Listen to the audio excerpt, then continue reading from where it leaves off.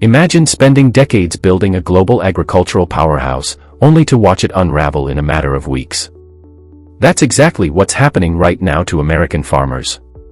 The European Union, long one of the biggest buyers of U.S. corn, has just signed a trade deal that sent shockwaves through rural America.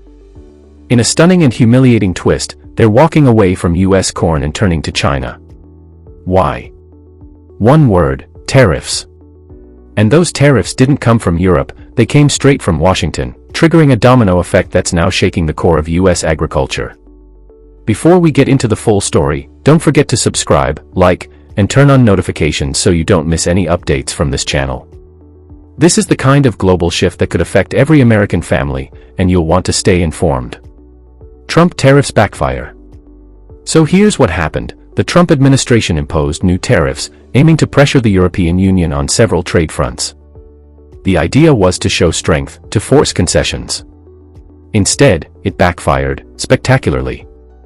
The EU, initially posturing with threats of retaliation and a final deadline, suddenly backed down. But not in the way anyone expected. Rather than fighting back, they quietly shifted their supply chains, cutting U.S. corn out of the picture and opening the door to massive Chinese imports. It wasn't just about avoiding a fight, it was a calculated pivot. EU officials met with Chinese trade representatives weeks before the U.S. tariffs were finalized. So when Trump pulled the trigger, Europe already had a Plan B ready. And that Plan B didn't include America. The result? China steps in as a global corn supplier, and the U.S. gets pushed out of its own markets. Farmers left in the cold. For American farmers, this is more than a trade hiccup. It's a direct hit to their livelihoods. With one stroke, European demand for U.S. corn plummeted. Farmers across the Midwest are now staring at full silos, slashed prices, and mounting debt. Many of them had already been reeling from past trade wars. This latest move feels like betrayal, not by Europe, but by their own government. These are generational farms, passed down from father to son, mother to daughter. And now they're on the brink. Corn that was promised to buyers in France or Germany now sits rotting in warehouses. Equipment payments are past due, loan officers are calling, and the market shows no signs of bouncing back. Meanwhile, Chinese cargo ships are unloading fresh grain in European ports. For many, it's the first time they've questioned whether farming in America even has a future. What happened behind closed doors? The shift didn't come out of nowhere. Behind closed doors, European leaders were scrambling. Publicly, they made bold statements, saying they would never yield to Washington's pressure. But in a secret meeting at Trump's golf resort in Scotland, everything changed.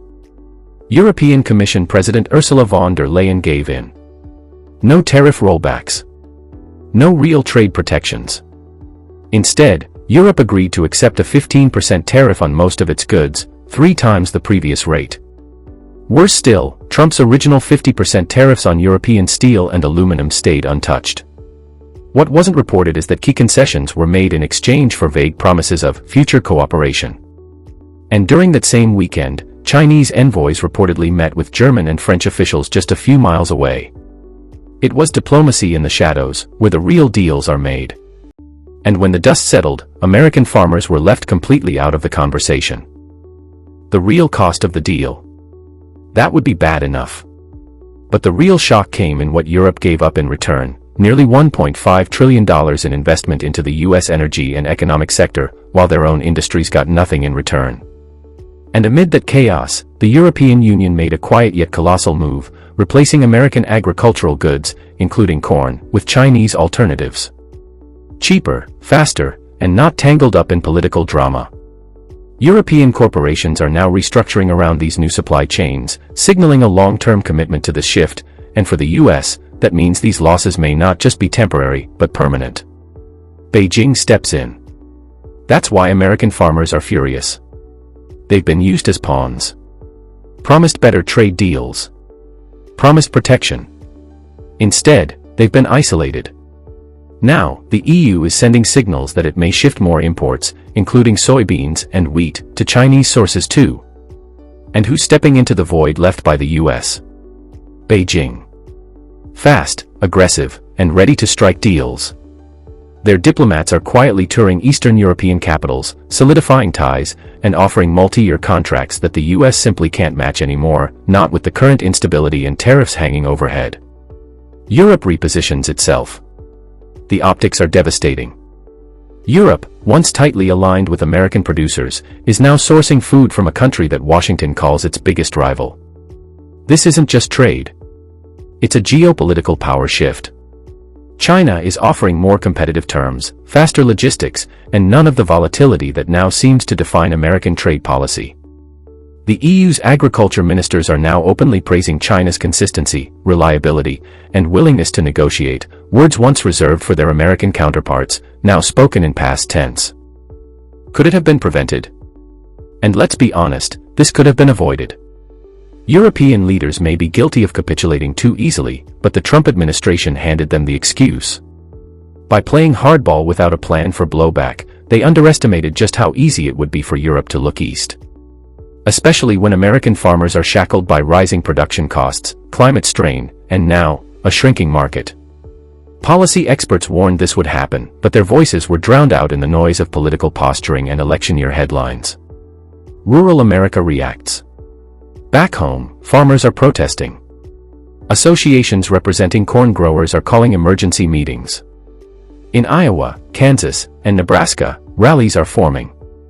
Some farmers are publicly demanding a new trade strategy. Others are considering lawsuits.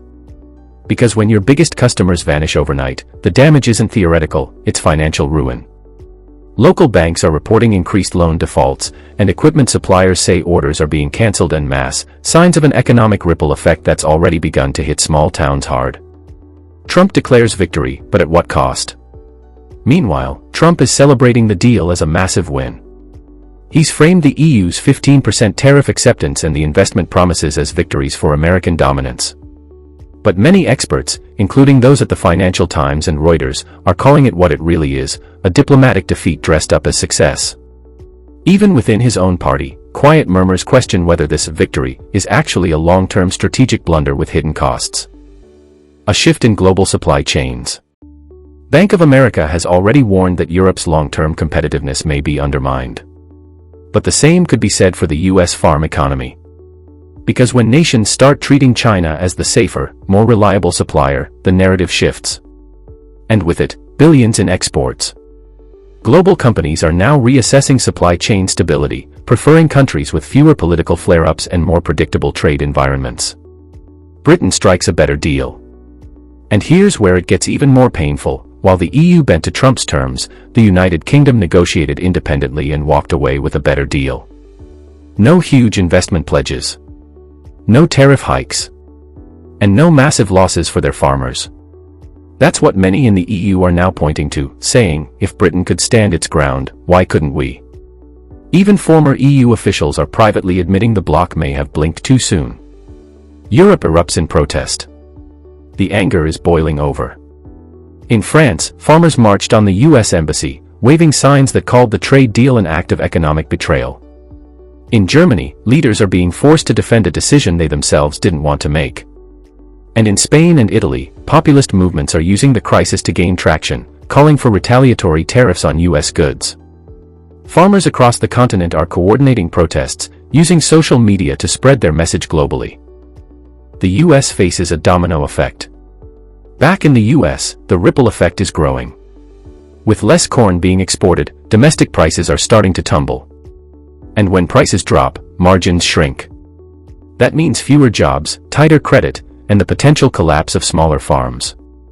Seed companies, transport firms, and even local banks tied to farm loans are feeling the strain, signaling that this is no longer just a farmer's crisis, it's a national economic dilemma.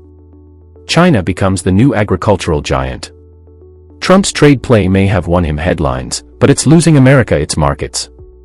And this time, China isn't just watching, it's actively stepping in, offering Europe stable deals, quick logistics, and none of the political drama. The result? US farmers are out. Chinese suppliers are in. And Europe is moving on. With state-backed pricing and long-term contracts, China is building trust that Washington can no longer offer consistently. An uncertain future. This moment is a wake-up call. Not just for farmers, but for the entire American economy. When you gamble with trade, the consequences are real. Livelihoods, industries, and reputations are on the line. And now, with billions lost and trust broken, the US must decide, double down on isolation, or rebuild the bridges it's burned. Either path will come with costs, but only one offers a chance at recovery before permanent damage is done. If you found this breakdown valuable, hit that like button, subscribe to the channel, and turn on the bell so you don't miss what happens next. The storm isn't over. And the next chapter in this trade war is coming fast.